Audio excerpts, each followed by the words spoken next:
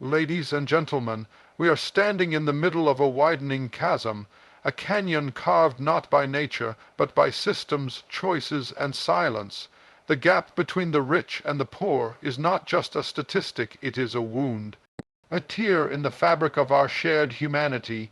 We live in a world where one person throws away more than another earns in a month, where some feast until they forget what hunger is, while others pray for a crust of bread with tears in their eyes.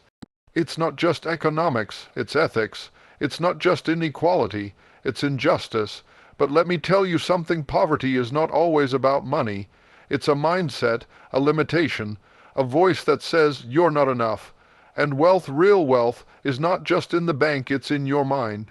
It's in your spirit, it's in your drive. The system may be designed to divide, but you were designed to rise. You see, when the world builds walls, we must build bridges. When opportunity seems like it's locked behind doors you don't have keys to, you must realize you are the key. We can't close the gap by waiting for someone else to care. We close the gap by mentoring one, teaching one, lifting one. You don't have to be rich to make a difference. You just have to be willing. Let us stop feeding cycles that silence potential. Let us challenge systems built on selfishness. Let us remember we are not powerless unless we believe we are. The rich are not your enemy, and the poor are not your shame. We are one people, and until all rise, none truly prosper. So don't let the gap define you. Let it refine you, strengthen you, call you to action, because until the last voice is heard, until the last child is fed, until the last dream is realized, we've still got work to do. We often speak of wealth in the language of numbers. We talk about income brackets, inflation rates, and GDP. We analyze stock markets, corporate profits, and national debt ceilings. But there is a conversation that lives beneath the data, a deeper, more urgent conversation that charts not the state of economies but the condition of our hearts. The growing divide between the rich and the poor is not just about economic imbalance. It is about something far more profound. It is a mirror held up to society, and what it reflects is a moral crisis. Because you see, this isn't just about who has more and who has less. It is about what we value. It is about who we choose to see and who we allow ourselves to ignore. It is about the choices we make, everyday choices that either uphold the dignity of our neighbors or turn our backs on their suffering. In a world of breathtaking abundance, where technology can reach the stars and machines can mimic the human mind, we still have children going to bed hungry. We still have mothers walking miles for clean water. We still have fathers working 3 jobs, and yet unable to afford basic health care for their families. And on the other side of town, sometimes not more than a few blocks away, we have towers of luxury, cars worth more than a house, and closets filled with more clothes than one person could wear in a year. That kind of contrast should break our hearts, but the real tragedy is that it often doesn't. We have normalized disparity. We have made peace with imbalance. We have become so used to inequality that we treat it like it's inevitable, like it's natural, like it's just the way the world works. But I want to challenge that. I want to stir your spirit, because there is nothing natural about ignoring need. There is nothing inevitable about injustice. The world may have its patterns, but we have the power to disrupt them. We must realize that the gap between the rich and the poor is not just built on economics, it is sustained by indifference. It is made wider by policies, yes, but also by apathy. It survives because too many of us choose silence. Because somewhere along the way, we learn to walk past the broken without stopping. We learn to look away. But if you have even an ounce of compassion in your soul, then you know that the presence of extreme poverty in a world of extreme wealth should trouble you. It should keep you awake, not with guilt but with purpose, not with shame but with urgency. There is no shame in having much. There is no virtue in having little. But there is a sacred responsibility in recognizing that what we possess, whether it is money, knowledge, opportunity, or power, is not just for us. We are stewards, not owners, and to whom much is given, much is required. We must stop treating wealth as a wall and start seeing it as a bridge. We must move away from the idea that we are self-made and remember that none of us rise alone. Somewhere in your story, someone helped you. Someone believed in you, someone opened a door, and now it is your turn, because the test of character is not what you do with what you lack, but what you do with what you have. The moral crisis is not just that there is a gap. The crisis is that we've accepted it, that we have designed systems that hoard for the few and deny the many, that we measure success not by how many people we lift up, but by how far ahead we are from the person behind us, that we have made competition a god and compassion an afterthought. But let me tell you, real wealth is not what you store, it's what you sow. You can have money and still be bankrupt in spirit. You can have mansions and still be poor in mercy. You can have influence and still fail the test of humanity. The truth is, some of the richest people in the world have never felt full, and some of the poorest, by the world's standards, are overflowing with generosity, joy, and grace. Because wealth without purpose is emptiness, and poverty without dignity is injustice, we must rethink what we call success.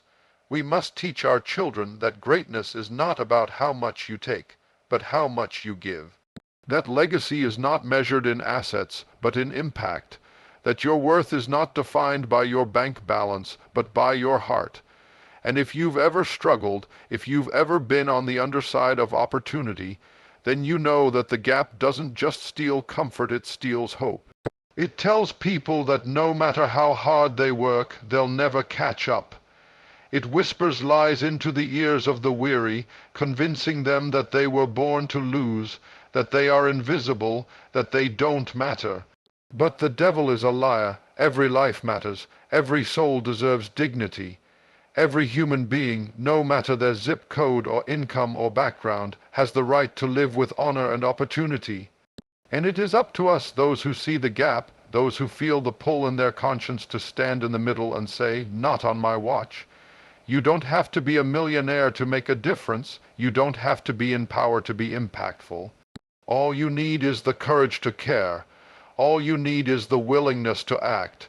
Because every act of kindness, every investment in a child's future, every donation, every job created, every policy challenged, every system reimagined moves the needle. Changes the story, closes the gap. This world will not change just because we wish it would. It will change because people decide that they will no longer tolerate a version of reality where the privileged flourish while the poor perish. It will change because someone decides to care enough to do something. We cannot build a healthy society on the back of broken people. We cannot thrive as a whole while parts of us are in pain. And until we address the moral decay that allows such massive inequality to exist in plain sight, we will continue to live in a world that is divided, disjointed, and dangerously imbalanced. So this is the call. Not just to feel but to act. Not just to understand but to intervene. Not just to rise but to lift as we climb. Because the wealth gap is not just an economic issue. It is a heart issue, a soul issue. And until we fix that, until we realign our values with our actions, no amount of money will ever be enough to heal what's broken. Let us be the ones who refuse to look away. Let us be the ones who live lives that matter.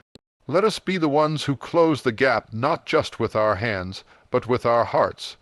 There's a kind of poverty that doesn't show up on a bank statement. It doesn't wait in line at a food pantry. It doesn't always live in a rundown house or wear second-hand clothes. You can't always recognize it by appearance or location.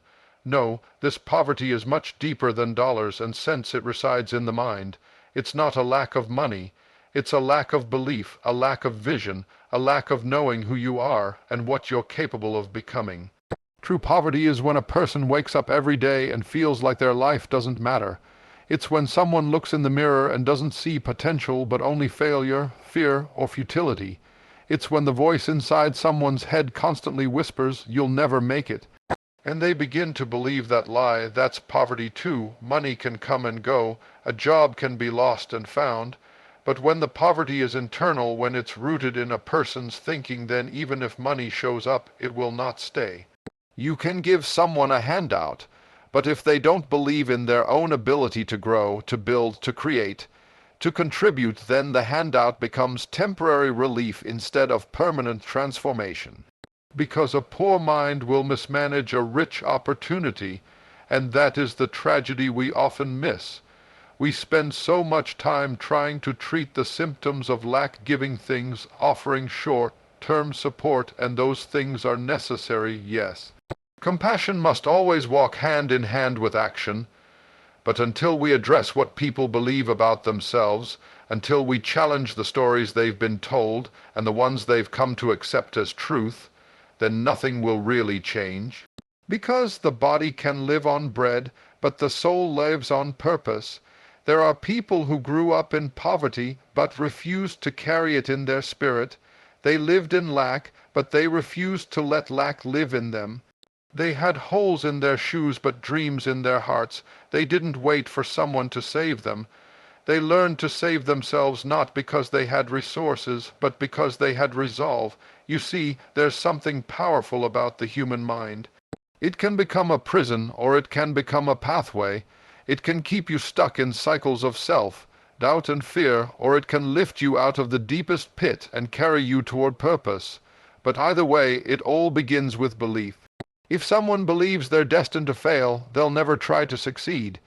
If someone thinks they're not smart enough, not good enough, not worthy of better, they'll settle for scraps when they were meant for more. That is poverty of the mind, and it is just as devastating as physical lack, if not more so, because mental poverty doesn't just affect one life, it affects generations. A child who grows up hearing, "We're not meant for much, that's just the way things are," will carry those words like a curse unless someone breaks that chain. And too often, the chain is passed down unnoticed, unchallenged, unquestioned, until someone wakes up and says, "No more, not me, not my children, this ends with me." That awakening doesn't come from money. It comes from vision, it comes from exposure, it comes from hearing a different story, seeing a different possibility, believing that you were made for something greater than just surviving. You can be broke and bold at the same time. You can be in a low place and still reach for higher ground, because it's not about what's in your wall, it's about what's in your mind, what's in your spirit, what's in your faith. And let me tell you, there are some rich people walking around in mental poverty too. They've got material wealth but emotional bankruptcy. They own companies but can't find peace. They live in mansions but feel empty inside, because when your mind is bound by fear, by trauma, by lies, you can have everything and still feel like nothing. That's why we must be careful not to confuse wealth with wholeness. You can dress up brokenness in designer labels. You can cover insecurity with success. But deep down you know whether your soul is fed. You know whether your heart is healed, and if your mind is still in chains, no amount of money will set you free. So the real work, the lasting work, is in transformation of thought. It's about rewiring belief systems that were built on scarcity and shame. It's about teaching people to see themselves as creators, not just consumers, as contributors, not just dependents. It's about speaking to the king or queen inside someone, even when they're still sitting in ashes. Because when someone's mind changes, their life changes. You don't have to move them to a new city, you can move them with a new mindset. You don't have to hand them riches, you can give them a revelation. That's how movements are born, that's how cycles are broken, that's how communities are rebuilt, not just through programs or policy, but through purpose, through a shift in identity. Through people realizing, I'm not a victim of my surroundings, I'm not a prisoner of my past. I may have started in lack, but I don't have to stay there. And let's be clear, this isn't just about motivational slogans. This is about the hard, messy, sacred work of healing what's been broken inside, of unlearning what the world told you about yourself, of rebuilding your self-image from the ground up, not based on what you've lost, but based on what you still carry, resilience, strength, potential. That work is not easy, it's not quick, but it's worth it, because once a person's mind has been freed, they can never truly be poor again. They may face challenges, they may walk through storms, but they will walk with dignity. They will speak with confidence, they will live with purpose, and they will teach others to do the same. So let us not just fight poverty with programs, let us fight it with possibility. Let us fight it with truth. Let us speak into people's lives until they begin to see themselves not as broken, but as builders, not as burdens, but as blessings. Because true poverty is not about what you don't have, it's about what you don't believe you can become. But you can become, you can grow, you can build, you can rise, and once your mind is made up, there's no limit to how far you can go. When we hear the word wealth, most of us immediately think about money. We think about bank accounts, property, luxury cars, and portfolios filled with investments. We imagine skyscrapers, mansions, and first-class flights. The world has taught us to define wealth by how much a person has stored, saved, acquired, or inherited. But I want to invite you to step beyond the balance sheet. I want to take you deeper into a truth that this world often overlooks. Real wealth is not always financial. Some of the wealthiest people in the world may never make the Forbes list, but they carry riches that no amount of money could ever buy, because true wealth includes knowledge, it includes influence, it includes purpose. You can have $1 billion in the bank and still be poor in wisdom. You can be draped in gold and still be empty of meaning. You can own everything and still feel like you are nothing. And on the other hand, you can walk through this world with just enough in your pocket, but with your head held high, because you carry vision in your heart and understanding in your soul. There's a kind of wealth that money cannot touch. It is found in the ability to think clearly, to solve problems, to grow beyond your circumstances. It's in the way you use your words to bring healing, how your presence makes others feel safe, how your ideas spark possibility in those who have stopped dreaming. You can't deposit that in a bank, but it will pay dividends for generations. There are people in this world whose names may never trend, whose homes may never be featured in glossy magazines, but when they speak, people listen. When they show up, change happens. When they live, they leave a legacy, because they've cultivated wealth that lives within, wealth of mind, wealth of spirit, wealth of conviction. Some of the richest people I've ever known were not born into privilege. They didn't inherit millions or launch billion-dollar tech companies, but they were rich in wisdom. They understood who they were. They had a sense of responsibility to the next generation. They poured themselves into others, not just financially, but emotionally, spiritually, intellectually. That kind of generosity is not reserved for the wealthy. It's available to anyone who understands the power of their own story.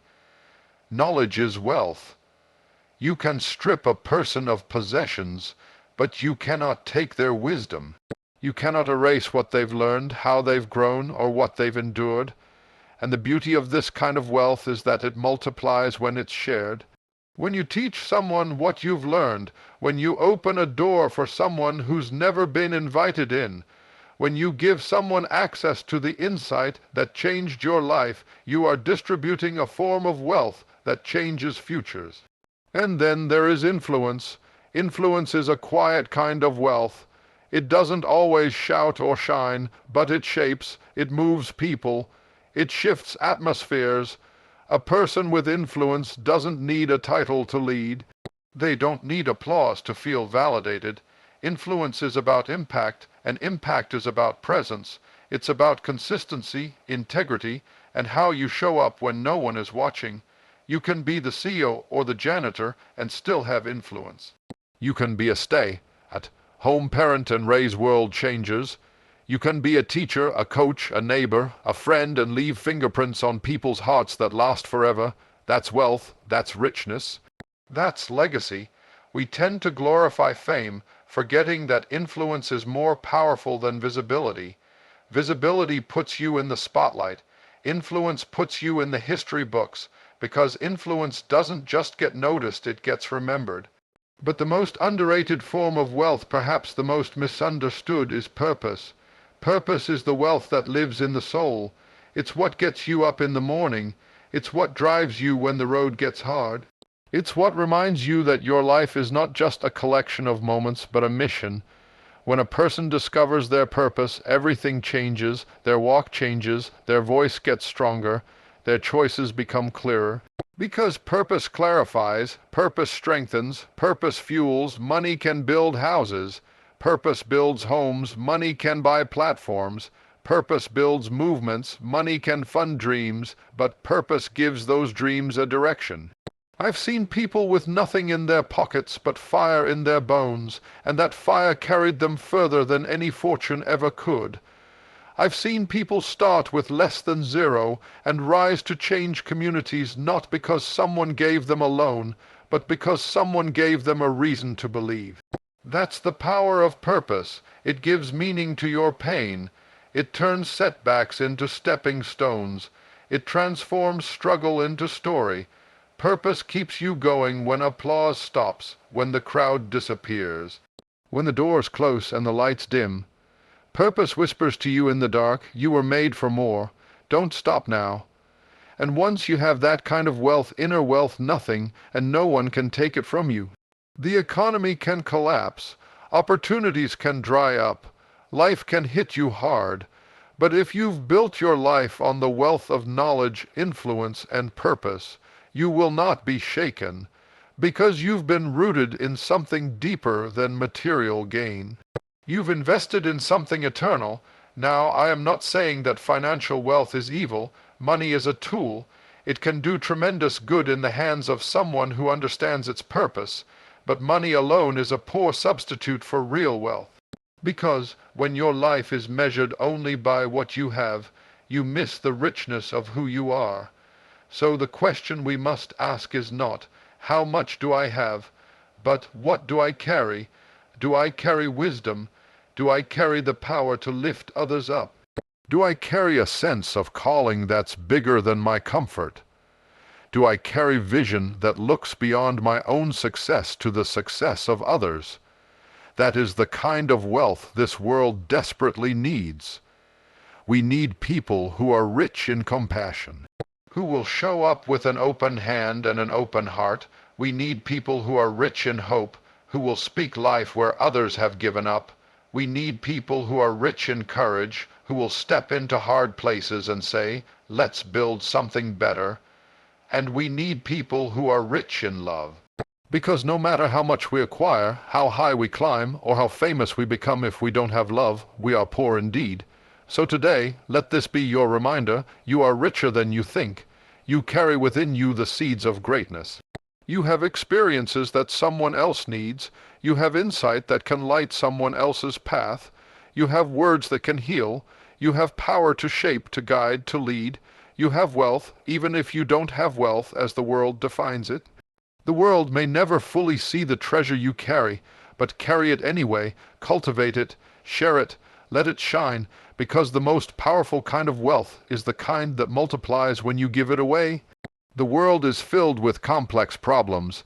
Poverty persists, injustice prevails, division deepens, and sometimes it feels like the weight of it all is too much to bear. We scroll through endless headlines, shake our heads at tragedies, and whisper questions that echo through our souls. What can I do? What difference can I make? And yet, in the midst of all that seems overwhelming, there is one truth that refuses to be silenced, one small but mighty truth that keeps hope alive. The solution starts with individuals who choose to care. Not governments, not systems, not institutions, but people, ordinary people, everyday people, you and me, because it's never been about waiting for someone else to fix the world. It has always started with someone who looked at the pain and said, I refuse to look away. It starts with the one who sees the need and doesn't walk past it, the one who hears the cry and doesn't tune it out, the one who may not have much, but has enough heart to show up, speak up, and stand up. Caring doesn't require a title. It doesn't require a degree or a platform. It requires heart. It requires presence. It requires someone who is willing to inconvenience themselves for the sake of another. Someone who sees beyond the surface and says that person matters. Someone who steps out of their comfort zone to enter someone else's pain. That's where healing begins. That's where solutions are born not in cold calculations, but in the warmth of compassion. There's power in one person choosing to care, that one teacher who refuses to give up on the child that everyone else has labeled difficult, that one neighbor who checks in on the elderly woman living alone, that one mentor who sees greatness in someone the world has overlooked, that one friend who listens when no one else will.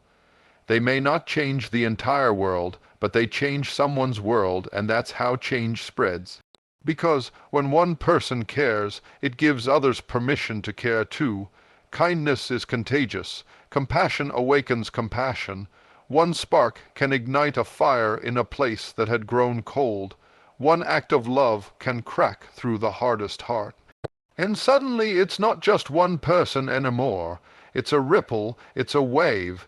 It's a movement of people choosing to live with open eyes and open hearts. Caring isn't flashy. It doesn't always come with applause. Sometimes it means doing the right thing when no one notices. Sometimes it means staying up late with someone who's hurting, or speaking truth when it's uncomfortable. Sometimes it means choosing forgiveness over revenge, love over judgment, patience over pride. These aren't the kinds of things that make headlines, but they are the things that change lives. We often underestimate the quiet power of consistent care. The mother who gets up every morning to love her children through struggle. The social worker who carries case after case on her heart. The volunteer who shows up week after week, not for recognition but because he believes people deserve dignity. These are the real heroes. They are not waiting for permission to act. They are already moving, already helping, already healing. And it's not just about charity, it's about responsibility. When we choose to care, we are saying, your pain is not just your problem. It affects me too. We are acknowledging that we belong to one another. That humanity is not meant to be divided into those who suffer and those who observe. To care is to be connected. It is to see ourselves in the faces of those who struggle. It is to refuse the lie that says, it's not my concern. Because the moment we stop caring, the moment we become numb, is the moment society begins to unravel. Apathy is a quiet killer. It allows injustice to thrive. It lets corruption go unchecked. It feeds cycles of neglect and abandonment. But when people care, really care, they begin to ask questions. They begin to challenge systems. They begin to create alternatives. They begin to build something better not just for themselves, but for everyone. To care is to risk. It is to open yourself to disappointment, to heartbreak, to being let down. But it is also the only way to truly live. A life without care is a life without depth. It may be safe, but it's also shallow. The most beautiful lives are the ones spent pouring out for others not because they had to, but because they chose to, because they understood that love is the only legacy worth leaving behind. We will not solve the world's problems by looking to the powerful alone. We will solve them when people at every level begin to care deeply and act boldly. When students care enough to stand up for each other. When artists care enough to create with meaning. When business owners care enough to build with integrity. When politicians care more about people than power. When strangers care enough to become neighbors.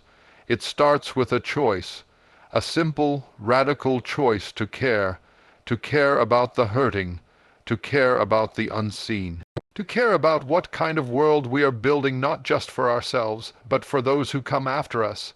It's not about having all the answers. It's about refusing to ignore the questions. It's about stepping into the mess even when you feel inadequate and saying, I can't fix everything, but I can do something. And you can. You can listen when others talk. You can speak up when others are silent. You can offer your time, your words, your attention, your presence. These things may seem small, but they are the building blocks of a better world. They are the seeds that grow into movements. They are the reasons why hope keeps rising, even in the darkest places. Never let the scale of the problem convince you that your care is insignificant. The world has always been changed by the ones who chose to care, and not just care in thought, but in action. The ones who were not content to feel empathy, they turned empathy into effort. They showed up, they built, they gave, they stood. The world does not need more people who are indifferent. It needs more people who are in it, in the struggle, in the healing, in the loving. People who carry burdens that aren't their own. People who believe that change is not only possible, but personal. So choose to care, even when it's inconvenient, even when it's not popular, even when it doesn't benefit you. Because every time you choose to care, you make the world a little softer, a little kinder, a little more human. The solution begins there, with you, with one heart open, one hand extended, one voice raised, one life willing to care. In conclusion, the growing gap between the rich and the poor is not just a statistical concern. It is a human crisis that threatens the stability, fairness, and moral fabric of our societies. This divide, which manifests in wealth, education, health care, and opportunity, has far-reaching implications that affect us all, regardless of where we sit on the economic ladder. We cannot turn a blind eye to a world where a small percentage of people control the vast majority of resources, while millions struggle each day to access clean water, proper nutrition, or even basic shelter. We cannot accept a system in which the accident of birth determines the arc of a person's life more than their talent, ambition, or hard work. And we must not normalize a culture where excessive luxury coexists with extreme poverty without questioning the fairness or sustainability of such an arrangement.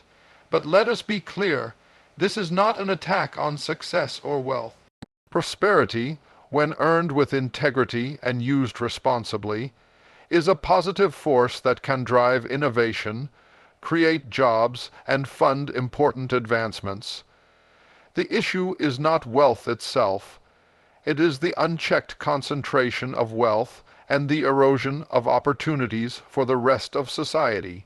It is the system that allows the rich to get richer, often through structural advantages, tax loopholes, and political influence, while the poor remain locked in cycles of disadvantage. We must realize that this gap is not an inevitable feature of modern life. It is a result of policies, choices, and priorities, and that means we can change it.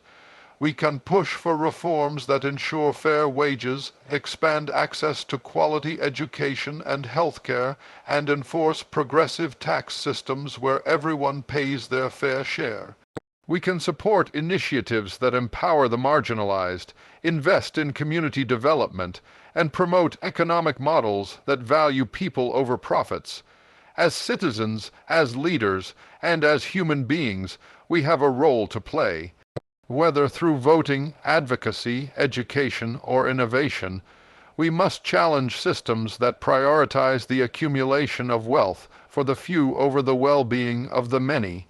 We must also examine our own lives and decisions. Are we contributing to inequality through our consumption, our silence, or our indifference? Or are we working, even in small ways, to build a more just and balanced society? Throughout history, societies have risen and fallen on the strength of their commitment to justice and equality. When too much power and wealth become concentrated in the hands of a few, unrest grows, trust erodes, and social cohesion collapses. But when equity is prioritized, when everyone has a real shot at success, we foster not only fairness but also innovation, resilience, and peace. Let us not wait for the crisis to deepen before we act. Let us not become numb to the suffering of others. The future we shape today will determine whether the world we pass on to future generations is one of division and despair, or one of dignity and shared prosperity. So let us rise with a common purpose. Let us reject the myth that nothing can be done, because change is not only possible, it is necessary. The gap between the rich and the poor may be vast, but it is not unbridgeable. With courage, compassion, and collective action, we can close that gap and build a society where opportunity is not a privilege of the few, but a right for all. Thank you